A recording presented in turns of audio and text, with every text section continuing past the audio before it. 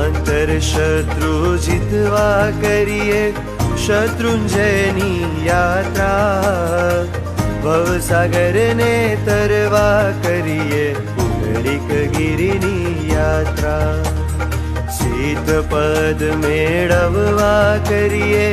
સીતક્ષેત્રની યાત્રા, એ તીરથની યાત્રાથી થાશે લઘુ ભવની માત્રા, આત્મને શુદ્ધ કરવા કરીએ વિમલાચલની યાત્રા,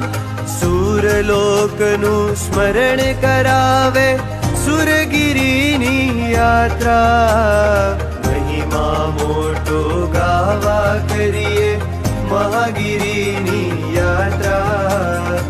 પુણ્ય રાશિને ભરવા કરીએ પુણ્ય રાશિની યાત્રા,